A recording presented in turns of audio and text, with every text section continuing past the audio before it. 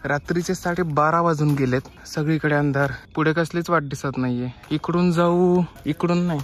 ते माग आहे का नाही कोणी?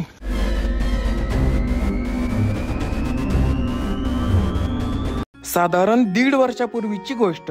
2023चा फेब्रुवारी महिना. कुठेतरी छोटासा प्रवास करून यावा अशी इच्छा मनात होती. त्यातच एका ट्रेकिंग ग्रुपचं पोस्टर माझ्या नजरेस पडलं. तेच मी माझ्या मित्रांना सहज दाखवलं. अनपेक्षितपणे सर्वच जण तयार झाले. म्हणलं आता तयार झालेच आहेत तर ही सहल करूनच यावी. काय थोडाफार ट्रेक करायचा आणि उंच डोंगरावर शांतपणे जाऊन बसायचं, असं चित्र माझ्या डोळ्यांसमोर होतं. पण घडलं ते उलटच. नमस्कार, मी भटक्या ऋषी पुन्हा एकदा तुमचं स्वागत करतो आणि आज आपण सुरू करतो एक नवा प्रवास चिंचवड स्टेशनवरून. कदाचित इथेच हा प्रवास संपलाही असता. एका ट्रेन मध्ये तो ट्रेकिंग ग्रुप येणार होता. ठरल्याप्रमाणे आम्ही ट्रेनची वाट बघत बसलो. अशीच एक ट्रेन आमच्या समोरून निघून गेली. नंतर समजलं की तो ट्रेकिंग ग्रुप त्याच ट्रेन मध्ये होता. म्हणजे तीच आमची ट्रेन होती. आता काय करावं समजत नव्हतं. आम्ही तर युटर्न घ्यायचाच विचार केला, पण आता इथपर्यंत येऊन परत जाण्यात अर्थ नव्हता. मग आम्ही दुसरी ट्रेन पकडली आणि इथेच संपलेला प्रवास नव्या उत्साहाने पुन्हा सुरू केला.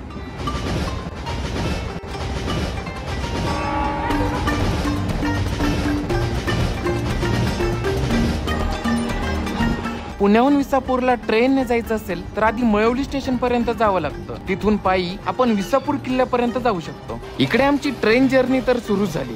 धावती ट्रेन, बाहेर काळोख, जोराची हवा, दूर उंचावर दिसणारा चंद्र, युटर्न न घेण्याचं समाधान आणि सोबत काही खास लोक. बास, अजून काय पाहिजे? आताच मी मळवली स्टेशनला उतरलो आणि इथून चालत चालत कडेकडेने कुठेतरी आता जायचंय.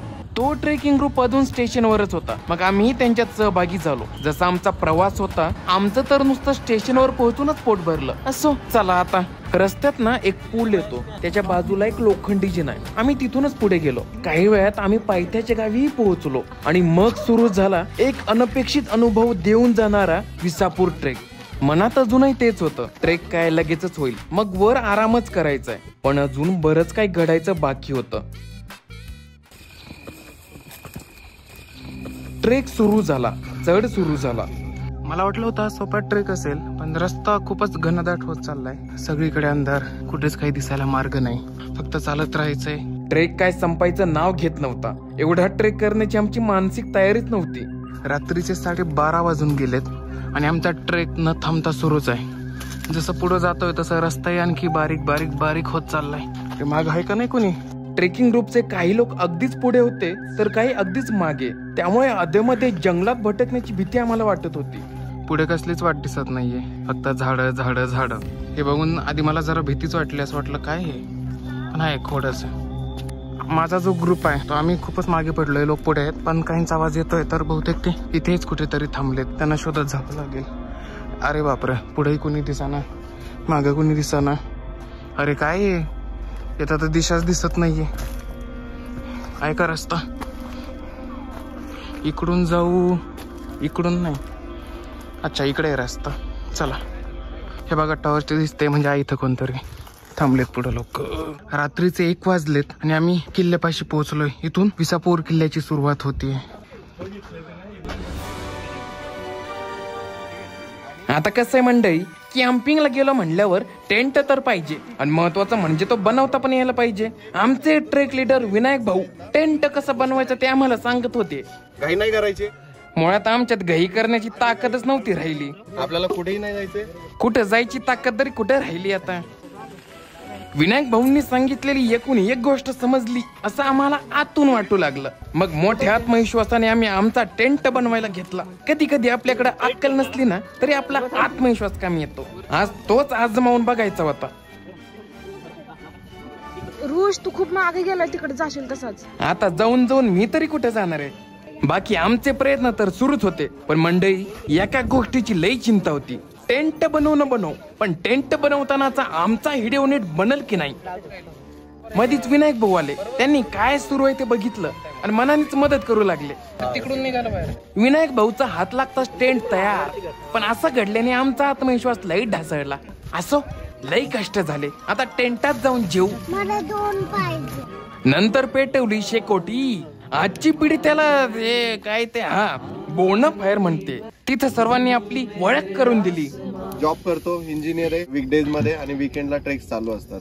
यो विनायक भाऊचा आवाज. इंजिनिअरिंग करून ट्रेकिंग करतोय, पण ट्रेकिंग करताना इंजिनिअरिंग काही विसरत नाही. त्या शांत वातावरणात शेकोटीकडे एकटक बघत सर्वजण गात होते.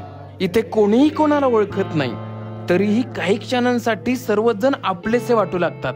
हो गया है तुझको तो प्यार सजना, तेरा रास्ता खुद पे हक मेरा.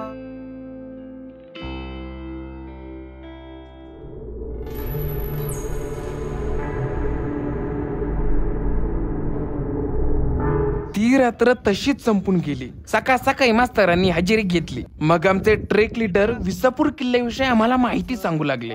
जैसे कि ये फोर्ट ट्विन फोर्ट है लोहगढ़ का, बट थोड़ा सा इसमें बहुत ज्यादा कुछ और चीजों का डेवलपमेंट हुआ है. यहाँ पर स्लाइटली चेंजेस किए गए हैं.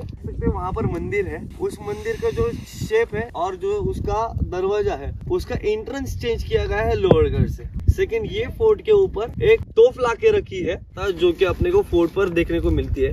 अभी उतना पॉसिबल नहीं है, इसके कारण हम उतना जाके घूम नहीं सकते. जितने भी बंदर यहाँ से है नजदीक होने के कारण सारे के सारे कीमती कागज यहाँ पर रखे जाते थे, स्टोर किए जाते हैं यहाँ पर और लोहगढ़ पर. लोहगढ़ का एक और नाम है जिसको तिजोरी भी कहा जाता था.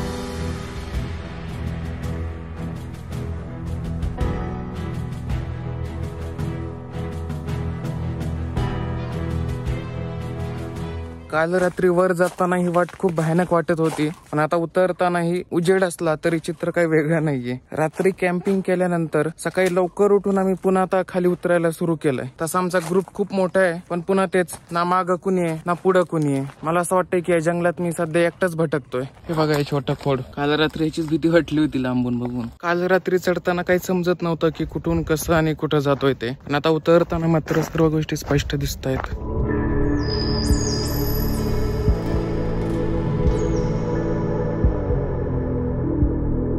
काही वेळातच आम्ही खाली पायथ्याला पोहोचलो. मिसळ पाववर ताव मारला. अशा प्रकारची सोय ट्रेकिंग ग्रुप कडूनच करण्यात येते. आपल्याला फक्त जाऊन खायचं कष्ट तेवढं घ्यावं लागतं. मी स्वतः एका गावातून शहरात आलो असल्याने ग्रामीण संस्कृतीशी माझं एक खास नातं आहे. तिथून परतताना मला याच संस्कृतीचं दर्शन घडलं.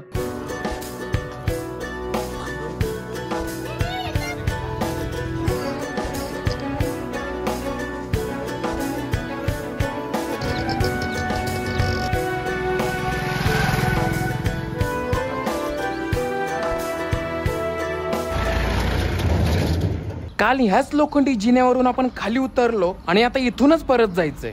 आमचे झोपेतून उठलेले चेहरे बघून तो कुत्राही भावतून गेला वाटतं. तर मित्रांनो, या प्रवासात समाधानापेक्षा आव्हानच जास्त होती आणि ती अजूनही संपली नव्हती. आता मळवली स्टेशनला जाऊन पुन्हा परतीची ट्रेन पकडायची होती. शेवटी इतकंच सांगेन, कुठेही जाताना तिथली पूर्ण माहिती काढूनच जा, जेणेकरून अनपेक्षित आव्हानं तुमच्या समोर उभी राहणार नाहीत. आणि तयारी कमी पडलीच तर आव्हानांसाठी तयार राहा.